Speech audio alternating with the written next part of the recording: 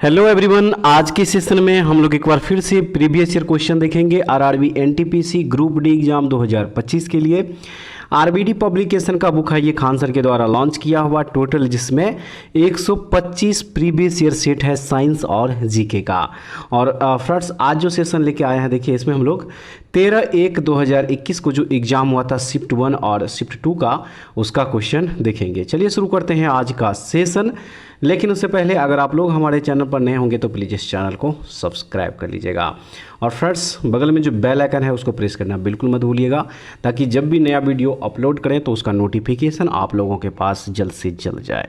शुरू करेंगे आज का सेशन और देखते हैं पहला क्वेश्चन। क्वेश्चन नंबर फर्स्ट है, इनमें से कितने अपने साम्राज्य को संगठित एवं मजबूत बनाने के लिए सिंधु घाटी से लेकर बंगाल में स्थित सोनार घाटी तक शाही सड़क का निर्माण कराया था, जिसका नाम ब्रिटिश काल के दौरान बदलकर जीटी रोड कर दिया गया था? सही आंसर इसका शेरशाह सूरी हो जाएगा। ठीक है, ये देखिए यहाँ पे जो कितने दिया गया ये किसने हो जाएगा, इनमें से किसने। व्याख्या इसका चलिए फ्रेंड्स देख लीजिए। दिया है, शेरशाह सूरी ने सड़क का निर्माण करवाया था। प्राचीन भारत में 1542 में शेरशाह सूरी द्वारा निर्मित पक्की सड़क को उत्तराफत सड़क ए आजम, बादशाही सड़क, सड़क ए शेरशाह के नाम से जाना जाता था।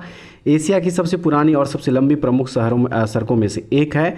British governor general Lord Auckland ने 19वीं शताब्दी में इसका नाम बदलकर जीटी रोड यानी कि ग्रैंड ट्रंक रोड कर दिया था। प्रश्न नंबर जो 2 दिया है देखेंगे, इसको कह रहा है, उस विश्व प्रसिद्ध वैज्ञानिक का नाम बताइए जिसे सापेक्षता के सिद्धांत के लिए जाना जाता है। तो वह वैज्ञानिक थे अल्बर्ट आइंस्टीन। अल्बर्ट आइंस्टीन, व्याख्या देख लीजिए। अल्बर्ट आइंस्टीन को सापेक्षता के सिद्धांत के लिए जाना जाता है। सापेक्षता का सिद्धांत आधुनिक भौतिकी का एक बुनियाद है, जिसके 2 बड़े अंग हैं, विशिष्ट अपेक्षिकता और सामान्य अपेक्षिकता।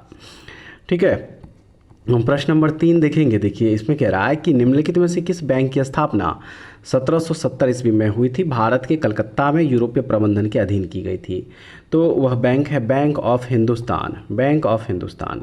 ठीक है, व्याख्या दिया है, बैंक ऑफ हिंदुस्तान की स्थापना भारत के कलकत्ता में यूरोपीय प्रबंधन के अधीन की गई। बैंक ऑफ हिंदुस्तान 1770 में अलेक्जेंडर एंड कंपनी के एजेंसी हाउस द्वारा भारत में स्थापित पहला बैंक था, जो वाणिज्यिक संकटों के कारण वर्ष 1832 में बंद हो गया था। प्रश्न नंबर 4 देखेंगे, भारत के उस स्थान का नाम बताइए जहां शून्य मील का पत्थर देखा जा सकता है, जिसमें बलुआ पत्थर से बने 4 घोड़ों युक्त एक स्तंभ की आकृति बनी हुई है। तो उस स्थान का नाम है नागपुर। नागपुर में शून्य मील का पत्थर देखा जा सकता है। नागपुर भारत के बिल्कुल मध्य में स्थित है, इसलिए यहाँ 0 माइल यानी शून्य मील का पत्थर लगाया गया है और उस समय यहीं से देश के अन्य हिस्सों की दूरी मापी जाती थी। प्रश्न नंबर 5 में है, प्रोग्रामिंग भाषा C++ का विकास AT&T बेल लेबोरेटरीज में बर्जने स्ट्रास्ट्रप द्वारा किस दशक के प्रारंभ में किया गया था? तो ये किया गया था 1980 के दशक में। ठीक है, 1980 के दशक में हुआ था प्रोग्रामिंग भाषा C++ का विकास। C++ का मुख्य उद्देश्य ऑब्जेक्ट ओरिएंटेड अवधारणाओं को देख लीजिए पहले से उपलब्ध सी प्रोग्रामिंग में जोड़ना था। C++ भाषा में लिखे एक प्रोग्राम ऑपरेटिंग सिस्टम जैसे कि यूनिक्स, लिनक्स, विंडोज़ इत्यादि पर चलाए जा सकते हैं। C++ एक मध्य स्तरीय प्रोग्रामिंग भाषा है। यह पहले से उपलब्ध सी प्रोग्रामिंग भाषा का एक उन्नत रूप है। नेक्स्ट हो जाएगा, भारत ने पोखरण में अपना दूसरा परमाणु परीक्षण किस वर्ष किया था? किस वर्ष? तो ये किया गया था 1998 में।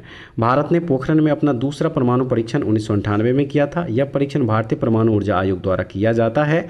दूसरे परमाणु परीक्षण का कोड ऑपरेशन शक्ति था और पहला भूमिगत परमाणु परीक्षण 1974 में किया गया था। इस परीक्षण को स्माइलिंग बुद्धा का नाम दिया गया था। नेक्स्ट हो जाएगा, वह क्षेत्र जहां स्रोत से आने वाला पूरा प्रकाश अवरुद्ध हो जाता है क्या कहलाता है? तो देखिए ये प्रछाया कहलाता है। वह क्षेत्र जहां से स्रोत से आने वाला पूरा प्रकाश अवरुद्ध हो जाता प्रछाया कहलाता है। प्रछाया को छाया गर्भ भी कहते हैं। छाया गर्भ के भीतर एक दर्शक पूर्ण ग्रहण का अनुभव करता है। प्रछाया का आकार एक शंकु जैसा बनता है। प्रश्न नंबर 8 में दिया है, भारत का स्टैचू ऑफ यूनिटी किस राज्य में स्थित है? तो ये स्थित है भारत के गुजरात राज्य में। ठीक है, भारत का स्टैचू ऑफ यूनिटी गुजरात राज्य में स्थित है। स्टैचू ऑफ यूनिटी भारत के प्रथम उप प्रधानमंत्री तथा प्रथम गृह मंत्री सरदार वल्लभ भाई पटेल को समर्पित एक स्मारक है। प्रश्न नंबर 9 में कह रहा है कि थियोफ्रेस्टस को निम्न में से किसका जनक कहा जाता है। किसका जनक? तो इसको वनस्पति जनक यानी कि बॉटनी, फादर ऑफ बॉटनी के नाम से जाना जाता है। ऑप्शन नंबर बी इसका सही हो जाएगा। नेक्स्ट क्वेश्चन, 6 सर्वाधिक जनसंख्या वाले देश किस महाद्वीप में स्थित है? इस महाद्वीप में, तो ये स्थित है एशिया महाद्वीप में। ठीक है, एशिया महाद्वीप में ये उत्तरी गोलार्ध में स्थित है। और 6 सर्वाधिक जनसंख्या वाले देश चाइना, भारत, इंडोनेशिया, पाकिस्तान, बांग्लादेश और जापान हो जाएगा। ठीक, देखेंगे अब अगला प्रश्न। प्रश्न नंबर हो जाएगा 11। कह रहा है कि नीति आयोग का गठन 2015 को भारतीय योजना आयोग को समाप्त करके उसके स्थान पर किया गया था। ठीक है, पूछ रहा है इसमें किस तिथि को? सही आंसर देखिए 1 जनवरी हो जाएगा। नीति आयोग का गठन 1 जनवरी 2015 को भारतीय योजना आयोग को समाप्त करके उसके स्थान पर किया गया था। ऑप्शन नंबर जो सी दिया है इस प्रश्न का सही आंसर यहाँ पे हो जाएगा। ठीक है, और इसका जो व्याख्या दिया गया है चलिए इसको भी देख लेते हैं। नीति आयोग का गठन 1 जनवरी 2015 को भारतीय योजना आयोग को समाप्त करके उसके स्थान पर किया गया और इसका अध्यक्ष प्रधानमंत्री होता है, जरूर याद रखिएगा। नेक्स्ट क्वेश्चन देखेंगे, अब दिया है भारत रत्न पुरस्कार से सम्मानित सुप्रसिद्ध गायक भूपेन हजारिका किस राज्य से संबंधित है? किस राज्य से? तो इनका संबंध था असम से। ठीक है, भारत रत्न पुरस्कृत भूपेन हजारिका का संबंध असम राज्य से है। भूपेन हजारिका को भारत रत्न वर्ष 2019 में उनके मरणोपरांत दिया गया था। भारत सरकार ने उन्हें 2011 में पद्म भूषण से सम्मानित किया और उन्होंने फिल्म गांधी टू हिटलर में महात्मा गांधी का पसंदीदा भजन वैष्णव जन गाया था। Right answer option number A हो जाएगा। ठीक है, उसके बाद अंतर्राष्ट्रीय क्रिकेट परिषद यानी कि आईसीसी में मैच रेफरी के रूप में नियुक्त की जाने वाली प्रथम भारतीय महिला का नाम बताइए। तो वह महिला है जी.एस. लक्ष्मी। जी.एस. लक्ष्मी। ठीक है, उसके बाद अब अगला जो प्रश्न है इसको देखेंगे। भारतीय रिजर्व बैंक की स्थापना 1 अप्रैल यहाँ पे खाली जगह दिया है यानी कि किस ईस्वी को 5 करोड़ रुपए की शेयर पूंजी के साथ की गई थी? कब किया गया था? तो ये 1935 में। याद रखिएगा, भारतीय रिजर्व बैंक की स्थापना 1 अप्रैल 1935 में 5 करोड़ शेयर पूंजी के साथ हुई थी और इसका मुख्यालय कहाँ पे है? मुंबई में। ठीक है, मुंबई में है। नेक्स्ट क्वेश्चन नंबर 15 है कि निम्नलिखित में से कौन सा भारतीय संसद का एक अंग नहीं है? इनमें से कौन सा भारतीय संसद का एक अंग नहीं है? तो राज्य विधानसभाएं, ये भारतीय संसद का एक अंग नहीं है। भारतीय संसद राष्ट्रपति, राज्यसभा और लोकसभा मिलकर के बनता है, याद रखिएगा। ऑप्शन नंबर जो डी दिया है इसका सही आंसर यहाँ पे हो जाएगा। ठीक है, व्याख्या चलिए देख लेते हैं। दिया है राज्य विधानसभा भारतीय संसद का अंग नहीं है। राज्य विधानसभा भारत के राज्यों और केंद्र शासित प्रदेशों में एक विधायी निकाय है। विधानसभा के प्रत्येक सदस्य को एकल सदस्य निर्वाचन क्षेत्रों द्वारा 5 साल के कार्यकाल के लिए सीधे चुना जाता है। भारत के संविधान में कहा गया है कि एक राज्य विधानसभा में 60 से कम और 500 से अधिक सदस्य नहीं होनी चाहिए। सबसे बड़ी विधानसभा उत्तर प्रदेश की है जिसमें 404 सदस्य है और राजस्थान में 15वीं विधानसभा के अध्यक्ष सीपी जोशी। एक्स्ट्रा फैक्ट को भी आप लोग जरूर याद रखिएगा। नेक्स्ट क्वेश्चन जो दिया है देखेंगे इसको। 1798 में निम्न में से कौन गवर्नर जनरल बना और कोलकाता में अपने लिए एक विशाल महल गवर्नमेंट हाउस का निर्माण कराया था? तो वह था लॉर्ड वेलेस्ली। लॉर्ड वेलेस्ली 1798 में गवर्नर जनरल बना और कलकत्ता में अपने लिए एक विशाल महल गवर्नमेंट हाउस का निर्माण कराया था। ऑप्शन नंबर डी इसका राइट आंसर हो जाएगा। ठीक है फ्रेंड्स, नेक्स्ट क्वेश्चन है परस्पर संबंधित फाइलों का एक संग्रह और प्रोग्राम का एक सेट है जो उपयोगकर्ताओं को इन फाइलों तक पहुंचने और संशोधित करने की अनुमति देता है के रूप में जाना जाता है, यानी कि किस रूप में जाना जाता है? तो ये डेटाबेस मैनेजमेंट सिस्टम के रूप में जाना जाता है। व्याख्या देख लीजिए। ये रखिए, डेटाबेस प्रबंधन तंत्र एक सॉफ्टवेयर है जो डेटा प्रबंधन और उसके दक्षतापूर्वक उपयोग के लिए निर्मित किया जाता है। इसका उपयोग डेटा विश्लेषण करना, निर्माण करना तथा डेटा प्राप्त करने के लिए किया जाता है। ठीक है, अब अगला प्रश्न दिया है कि बायोगैस एक उत्कृष्ट ईंधन है क्योंकि इसमें 75% तक मौजूद होती है, यानी कि 75% तक क्या मौजूद होती है? सही आंसर इसका हो जाएगा। देखिए, इसमें 75% तक क्या मौजूद होता है? तो मीथेन। ठीक है, मीथेन मौजूद होता है। उसके बाद जो नेक्स्ट क्वेश्चन यहाँ पे हो जाएगा, चलिए इसको देख लीजिए। अब क्वेश्चन नंबर हो जाएगा 19। कह रहा है इसमें फतेहपुर सिकरी स्थित बुलंद दरवाज़ा का निर्माण किसने करवाया? बुलंद दरवाज़ा का आया था तो इसका निर्माण करवाया अकबर ने। फतेहपुर सिकरी स्थित बुलंद दरवाजे का निर्माण अकबर ने करवाया था। बुलंद दरवाज़ा भारत के उत्तर प्रदेश में फतेहपुर सिकरी नामक स्थान पर है। इसका निर्माण 1602 में करवाया गया और यह स्मारक हिंदू तथा फारसी स्थापत्य का अद्भुत उदाहरण होने के कारण इसे भव्यता के द्वार के नाम से जाना जाता है। नेक्स्ट हो जाएगा, निम्नलिखित में से किस शहर को भारत में महलों का शहर के रूप में जाना जाता है, वो कौन सा शहर है? तो कोलकाता वो शहर है जिसको कि भारत में महलों का शहर कहा जाता है। ठीक है, याद रखिएगा इसको। नेक्स्ट क्वेश्चन इसमें दिया है, स्वतंत्र भारत के पहले गवर्नर जनरल कौन थे?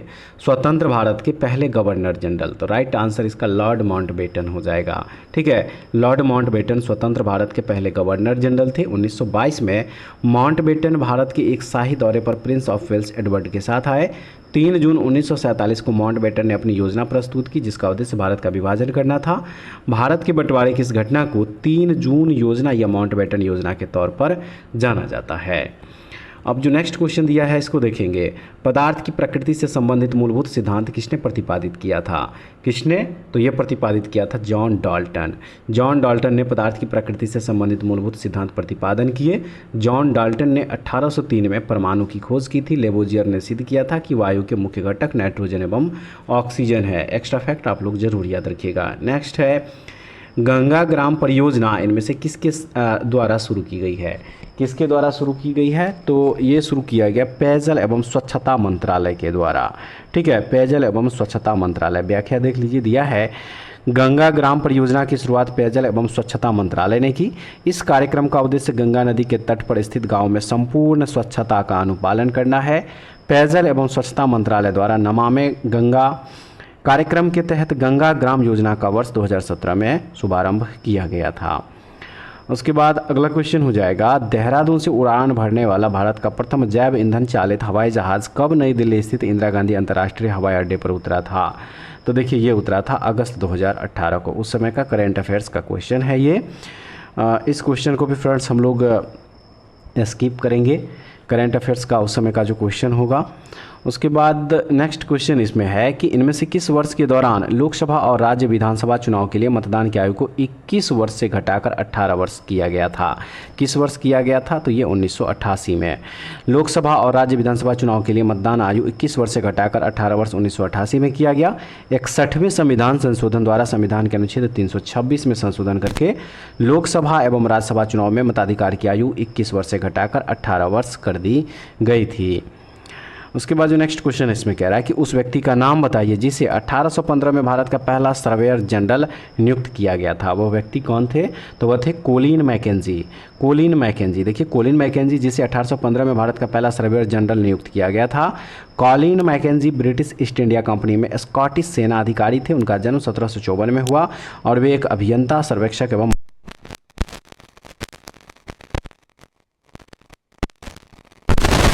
देखिए इसमें दिया है कि विक्रम साराभाई अंतरिक्ष केंद्र कहाँ स्थित है? विक्रम साराभाई अंतरिक्ष केंद्र, तो ये स्थित है कहाँ पे? तिरुवनंतपुरम में। तिरुवनंतपुरम में विक्रम साराभाई अंतरिक्ष केंद्र स्थापित है जिसकी स्थापना 1963 ईस्वी में करी गई थी। मुख्यालय इसका त्रिवेंद्रम केरल में है। उसके बाद अगला जो प्रश्न दिया है, देखिए इसमें प्रश्न नंबर हो जाएगा 29। प्रश्न नंबर 29 इसमें कह रहा है कि मेगालोपोलिस एक ग्रीक शब्द है जिसका अर्थ है महान शहर। इसे किसके द्वारा लोकप्रिय बनाया गया था? किसके द्वारा लोकप्रिय बनाया गया था? तो जीन गॉटमैन के द्वारा। ठीक है, ऑप्शन नंबर यहाँ पे जो बी दिया है इसका बिल्कुल सही आंसर हो जाएगा। देखिए व्याख्या देख लीजिए, इसे जीन गॉटमैन द्वारा लोकप्रिय बनाया गया था। मेगालोपोलिस में विशाल विकसित नगरीय क्षेत्र का समूह होता है और इन नगरों को विश्व नगरी कहते हैं जिनकी जनसंख्या 50 लाख से अधिक होती है। विश्व नगरी का सर्वोत्तम उदाहरण संयुक्त राज्य अमेरिका है। भारत में दिल्ली, मुंबई, कोलकाता ऐसी श्रेणी के शहर है। उसके बाद अब अगला प्रश्न देख लीजिए। देखिए प्रश्न नंबर हो जाएगा 30। किसकी अध्यक्षता में भारतीय राष्ट्रीय कांग्रेस ने 19 दिसंबर 1929 को लाहौर अधिवेशन में पूर्ण स्वराज को अपना अंतिम लक्ष्य घोषित किया? किसकी अध्यक्षता में? तो जवाहरलाल नेहरू की अध्यक्षता में। आइए अब अगला क्वेश्चन जो दिया गया इसको देखेंगे। आधार एक 12 अंकीय विशिष्ट संख्या है जिसे किसके द्वारा जारी किया जाता है? किसके द्वारा इसको जारी किया जाता है? सही answer unique identification authority of India के द्वारा। ऑप्शन नंबर जो ए है इसका सही आंसर हो जाएगा। व्याख्या देख लीजिए, आधार कार्ड भारत सरकार द्वारा 2009 में शुरू भारत के नागरिकों को जारी किया जाने वाला एक पहचान पत्र है जिसमें 12 अंकों की विशिष्ट संख्या होती है जिसे UIDAI द्वारा जारी किया जाता है। अगला क्वेश्चन दिया है कि प्रथम पंचवर्षीय योजना योजना का मसौदा तैयार करने में शामिल युवा अर्थशास्त्री कौन थे? कौन थे वह युवा अर्थशास्त्री? तो वह थे KN राज। के एन राज इस प्रश्न का राइट आंसर हो जाएगा। देखिए, प्रथम पंचवर्षीय योजना की योजना का मसौदा के एन राज ने तैयार किया। 1951 में भारत में पहली पंचवर्षीय योजना शुरू की गई थी और यह योजना हेराल्ड डोमर मॉडल पर आधारित थी और इस योजना में सर्वोच्च प्राथमिकता कृषि को दी गई थी और इस योजना के अध्यक्ष पंडित जवाहरलाल नेहरू थे। इसमें जीडीपी का लक्ष्य 2.1% निर्धारित किया गया था। नेक्स्ट जो क्वेश्चन होगा, चलिए अब इसको देख लीजिए। देखिए, इसमें कह रहा है कि निम्नलिखित में से कौन सा सिद्धांत सौर ऊर्जा प्रणालियों से संबंधित है। वह कौन सा सिद्धांत है? तो वह सिद्धांत है फोटोवोल्टाइक प्रभाव। राइट आंसर जिसका ऑप्शन नंबर ए हो जाएगा। अगला क्वेश्चन दिया है कि निम्नलिखित में से कौन सा भारतीय मानक समय को सटीक ढंग से दर्शाता है। कौन सा हो जाएगा? तो देखिए, ये हो जाएगा GMT प्लस 5.30, यानी कि 5.5 घंटा जो है ये आगे है। ठीक है, ऑप्शन नंबर डी इसका सही आंसर हो जाएगा। भारत में इलाहाबाद के नैनी के समीप से गुजरने वाला 82 डिग्री 30 मिनट पूर्वी देशांतर के स्थानीय समय को भारतीय मानक समय माना जाता है और यह समय ग्रीनविच समय यानी कि GMT से 5.5 घंटे आगे रहता है। ठीक है, याद रखिएगा इसको। उसके बाद जो अगला प्रश्न दिया है इसको देखते हैं। अवध साम्राज्य के बारे में यह कथन किसका है? यह वह फल है जो किसी न किसी दिन हमारे मुंह में टपक जाएगा। तो ये कथन है लॉर्ड डलहौजी का। लॉर्ड डलहौजी का कथन था ये। ठीक है, इसको याद रखिएगा। अब जो अगला प्रश्न है इसको देखते हैं। विश्व स्वास्थ्य संगठन WHO का मुख्यालय इनमें से किस स्थान पर है? तो इसका मुख्यालय कहाँ पे है? स्विट्जरलैंड की जिनेवा में। और इसकी स्थापना कब हुई थी? 1948 में इसकी स्थापना हुई थी। ठीक है फ्रेंड्स, उसके बाद चलिए अब नेक्स्ट क्वेश्चन यहाँ पे जो दिया गया है इसको देखते हैं। भारत कितनी बार पुरुषों के ICC क्रिकेट वर्ल्ड कप के एक दिवसीय अंतर्राष्ट्रीय प्रारूप के फाइनल तक पहुँचा? सही आंसर 3 बार। ऑप्शन नंबर जो बी दिया हुआ है 1983, 2003 और 2011 में फाइनल में पहुंचा है। ठीक है, अब जो नेक्स्ट क्वेश्चन दिया है देखिए, कह रहा है इसमें कि स्वराज पार्टी की स्थापना किस वर्ष की गई थी? स्वराज पार्टी की स्थापना 1923 ईस्वी में हुआ था इलाहाबाद में। ठीक है, और इस दल की स्थापना देशबंधु चित्तरंजन दास तथा मोतीलाल नेहरू ने किया था। फ्रेंड्स याद रखिएगा इसको। नेक्स्ट क्वेश्चन में कह रहा है कि संयुक्त राष्ट्र दिवस प्रतिवर्ष किस तिथि को मनाया जाता है? किस तिथि को? तो 24 अक्टूबर को प्रत्येक वर्ष संयुक्त राष्ट्र दिवस के रूप में मनाया जाता है। ठीक है, अब जो है हम लोग देखेंगे 30/1/2021 शिफ्ट 2 का जो एग्ज़ाम हुआ था उसका क्वेश्चन। ठीक है, क्वेश्चन नंबर यहाँ पे जो फर्स्ट दिया है कह रहा है कि निम्नलिखित में से किस उपग्रह को भारत की पहली समर्पित बहुतरंगदैर्घ्य अंतरिक्ष वेधशाला के रूप में जाना जाता है? किसे जाना जाता है? तो ये एस्ट्रोसैट को जाना जाता है। एस्ट्रोसैट, चलिए इसका व्याख्या देखते हैं। एस्ट्रोसैट उपग्रह को भारत की पहली समर्पित बहुतरंगदैर्घ्य अंतरिक्ष वेधशाला के रूप में मानी जाती है। एस्ट्रोसैट का प्रक्षेपण 28 सितंबर 2015 को आंध्र प्रदेश के श्रीहरिकोटा से PSLV द्वारा किया गया। यह एक ही समय में पराबैंगनी ऑप्टिकल निम्न और उच्च ऊर्जा एक्सरे वेब बैंड में ब्रह्मांड की निगरानी में सक्षम है और यह सुदूरवर्ती खगोलीय पिंडों के अध्ययन को समर्पित भारत का पहला उपग्रह है। नेक्स्ट जो क्वेश्चन दिया है अब इसको देखेंगे। देखिए कह रहा है इसमें कि 2020 तक प्राप्त जानकारी के अनुसार भारत में कितने नाभिकीय रिएक्टर परिचालन में है? सही आंसर इसका 22 हो जाएगा। ठीक है, उस समय का करेंट अफेयर्स का क्वेश्चन है ये। नेक्स्ट दिया है हुमायूंनामा के माध्यम से मुगल कालीन दुनिया की झलक देखने को मिलती है। यह पुस्तक किसने लिखी है? तो ये पुस्तक लिखा गया गुलबदन बेगम के द्वारा। ठीक है, हुमायूंनामा प्रसिद्ध मुगल बादशाह की जीवनी है। यह पुस्तक हुमायूं की बहन गुलबदन बेगम ने लिखी थी, जिसके एक भाग में बाबर का इतिहास तथा दूसरे में हुमायूं के इतिहास का उल्लेख है। गुलबदन बेगम बाबर की बेटी थी। ठीक है, अगला जो प्रश्न दिया है अब इसको चलिए देख लीजिए। सोवियत गणराज्य के उस पहले देश का नाम बताइए जिसने अपनी स्वतंत्रता की घोषणा की। लिथुआनिया। लिथुआनिया इस प्रश्न का सही आंसर हो जाएगा। ठीक है, अब जो अगला प्रश्न दिया है इसको देखेंगे। देखिए कह रहा है कि कंप्यूटर में डेटा को प्रोसेस करने के लिए इनमें से किस भाषा का उपयोग किया जाता है? किस भाषा का उपयोग होता है? तो बाइनरी भाषा का प्रयोग करते हैं। इस पद्धति में 2 संप्रतीक प्रायः 0 तथा 1 वाले वर्णों का उपयोग किया जाता है। प्रश्न नंबर यहाँ पे हो जाएगा 6। देखिए इसमें कह रहा है कि स्टैनफोर्ड द्वारा 2019, देखिए ये भी उस समय का करंट अफेयर्स का क्वेश्चन। फ्रेंड्स आगे बढ़ेंगे। प्रश्न नंबर यहाँ पे हो जाएगा 8। इसमें कह रहा है कि वर्ष 1969 में भारत में कितने बैंकों का राष्ट्रीयकरण किया गया था? कितने बैंकों का? तो टोटल 14 बैंकों का राष्ट्रीयकरण हुआ था। ठीक है, 14 बैंकों का। व्याख्या है वर्ष 1969 में भारत के 14 बैंकों का राष्ट्रीयकरण किया गया था। यह राष्ट्रीयकरण तत्कालीन प्रधानमंत्री राजीव गांधी द्वारा किया गया था तथा इसी तरह 15 अप्रैल 1980 को 6 निजी बैंकों का राष्ट्रीयकरण किया गया था। इसके बाद राष्ट्रीयकृत बैंकों की संख्या 20 हो गई थी। ये आइए अब देखते हैं अगला प्रश्न। इसमें दिया है यूएनडीपी का पूर्ण रूप क्या है। यूएनडीपी का पूर्ण रूप यहाँ पे पूछ रहा है। तो देखिए यूएनडीपी का फुल फॉर्म होता है यूनाइटेड नेशंस डेवलपमेंट प्रोग्राम। ठीक है, डेवलपमेंट प्रोग्राम देख लीजिए, यहाँ पे प्रोजेक्ट जो दिया गया यहाँ पे प्रोग्राम होना चाहिए था। ठीक है, यहाँ पे प्रोग्राम होना चाहिए था। ऑप्शन नंबर इसका सी सही हो जाएगा। और उसके बाद अगला प्रश्न नंबर हो जाएगा 10। प्रश्न नंबर जो 10 दिया है इस पे कह रहा है कि इनमें से कौन सा चिपको आंदोलन का प्राथमिक उद्देश्य है। चिपको आंदोलन का प्राथमिक उद्देश्य तो ये हो जाएगा पेड़ों और वनों को बचाना। ऑप्शन नंबर ए है इस प्रश्न का राइट आंसर। नेक्स्ट क्वेश्चन में कह रहा है कि किंग जॉर्ज तृतीय ने मद्रास में उच्चतम न्यायालय की स्थापना किस वर्ष में कराई थी। सही आंसर हो जाएगा 1800 ईस्वी में। ठीक है, प्रश्न नंबर 12 देख लीजिए। प्रश्न नंबर 12 यहाँ पे दिया हुआ है, कह रहा है कि प्रसिद्ध जालियांवाला बाग इनमें से किस शहर में स्थित है। तो ये स्थित है अमृतसर में। प्रसिद्ध जालियांवाला बाग अमृतसर में स्थित है। जालियांवाला बाग हत्याकांड 13 अप्रैल 1919 को हुआ था। जालियांवाला बाग हत्याकांड को इतिहास का सबसे बड़ा गोलीकांड माना जाता है। नेक्स्ट जो क्वेश्चन दिया है इसमें कह रहा है कि निम्नलिखित में से कौन सा उपकरण विद्युत चुम्बकीय प्रेरण की घटना पर आधारित है। वो कौन सा उपकरण है, तो वह है जनरेटर।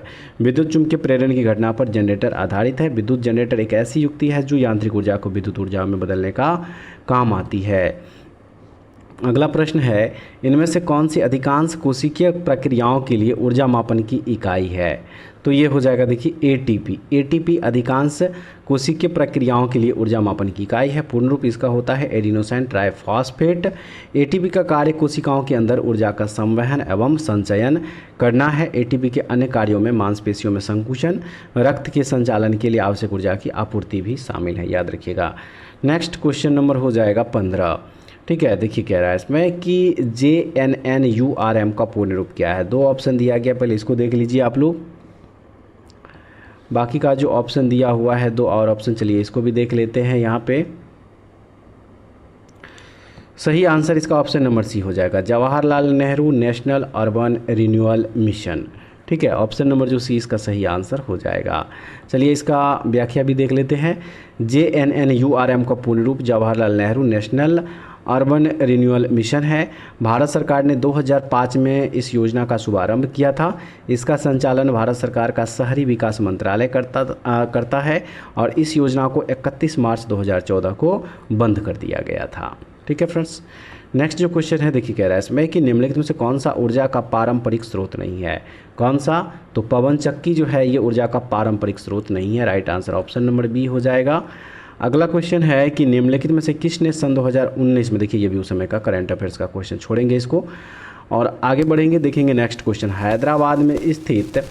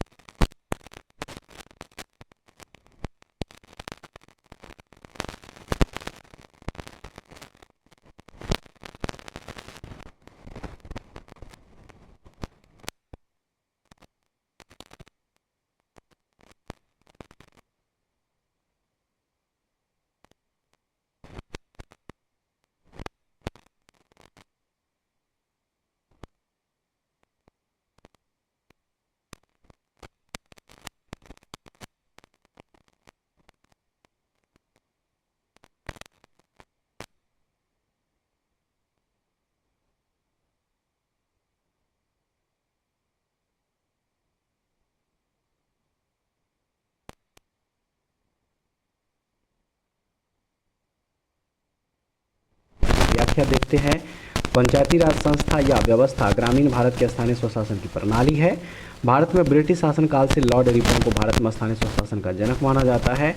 2 अक्टूबर 1559 को राजस्थान के नागौर जिले में तत्कालीन प्रधानमंत्री जवाहरलाल नेहरू द्वारा देश की पहली त्रिस्तरीय पंचायत का उद्घाटन किया गया और वर्ष 1993 में 73वां तथा 74वां संविधान संशोधन भारत में पंचायती राज से संबंधित है और इस पंचायती राज संस्था में महिलाओं को 1/3 सीटों का आरक्षण प्रदान किया गया था। अब नेक्स्ट जो क्वेश्चन है, चलिए इसको देखते हैं। अब आयोडीन खाली जगह है किस संश्लेषण के लिए आवश्यक, यानी कि किसके संश्लेषण के लिए आयोडीन आवश्यक है, तो थायरॉक्सिन के संश्लेषण के लिए, ठीक है, थायरॉक्सिन के संश्लेषण के लिए। ऑप्शन नंबर डी इसका राइट आंसर हो जाएगा। चलिए अब अगला जो प्रश्न दिया है इसको देखते हैं। निम्नलिखित में से किस समूह के पादपों के बीज आवरण रहित होते हैं, तो ये है अनावृत बीजी। अनावृत बीजी समूह की पादपों के बीज आवरण रहित होते हैं। इन आवृत बीजी पादपों को नग्न बीजी पादप भी कहते हैं। जिनके बीज अक्सर फलों के अंदर सुरक्षित होकर पनपते हैं उन्हें आवृत बीजी कहते हैं। उदाहरण के लिए सरसों, गुड़हल, मटर, गेहूं हो जाएगा। ऑप्शन नंबर ए है इस प्रश्न का सही आंसर। नेक्स्ट दिया है पत्थर की बनी नृत्य करते हुए पुरुष की मूर्ति नटराज किस स्थान पर पाई गई थी, किस स्थान पर, तो ये हड़प्पा में। राइट आंसर ऑप्शन नंबर इसका सी हो जाएगा। और अगला क्वेश्चन हो जाएगा, भारत का इनमें से कौन सा राज्य बॉक्साइट का सबसे बड़ा उत्पादक है। भारत का वह कौन सा राज्य है, तो वह हो जाएगा देखिए ओडिशा। ऑप्शन नंबर 20 का सही आंसर। नेक्स्ट है, इनमें से कौन भारतीय संविधान की मसौदा समिति के सदस्य नहीं थे। इनमें से कौन, तो वह थे ए.बी. ठक्कर। ए.बी. ठक्कर याद रखिएगा, इसके सदस्य नहीं थे। नेक्स्ट जो क्वेश्चन दिया है करंट अफेयर्स का छोड़ेंगे इसको। उसके बाद अब अगला जो क्वेश्चन दिया है इसको चलिए देख लीजिए। क्वेश्चन नंबर 31 हो जाएगा फ्रेंड्स। इसमें कह रहा है कि संयुक्त राष्ट्र की इनमें से कौन सी एजेंसी अंतर्राष्ट्रीय श्रम अधिकारों का संवर्धन करती है, वो कौन सी एजेंसी है, तो ILO हो जाएगा, इंटरनेशनल लेबर ऑर्गेनाइजेशन, ठीक है। उसके बाद इसका व्याख्या भी चलिए देख लीजिए। देखिए, अंतर्राष्ट्रीय श्रम संगठन की स्थापना संयुक्त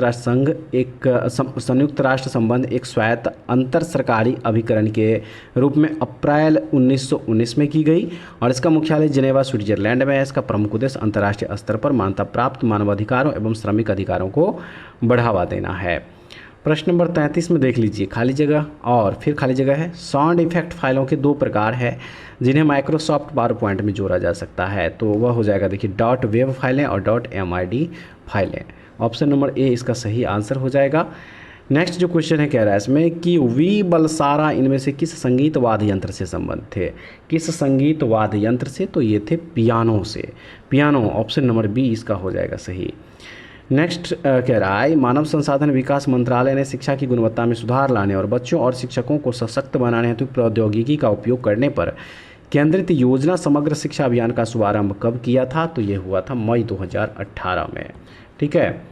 प्रश्न नंबर अब 36 नंबर करंट अफेयर्स का क्वेश्चन है, चलिए इसको भी छोड़ेंगे और अगला क्वेश्चन देखेंगे। हिंद स्वराज नामक पुस्तक इनमें से किसने लिखी है, तो ये पुस्तक महात्मा गांधी के द्वारा लिखा गया था, ठीक है। हिंद स्वराज पुस्तक महात्मा गांधी जी के द्वारा लिखी गई थी। यह पुस्तक 1909 में लिखी गई तथा इसको गांधी जी ने अपनी इंग्लैंड से दक्षिण अफ्रीका की यात्रा के समय पानी के जहाज में लिखा था। पूरे देश में इस पुस्तक का 2009 में शताब्दी वर्ष मनाया जा चुका है। प्रश्न नंबर 38 इसको भी चलिए छोड़ते हैं और 39 को भी। उसके बाद लास्ट क्वेश्चन हो जाएगा, इनमें से किसे भारत के नेपोलियन के नाम से जाना जाता है, तो देखिए समुद्रगुप्त।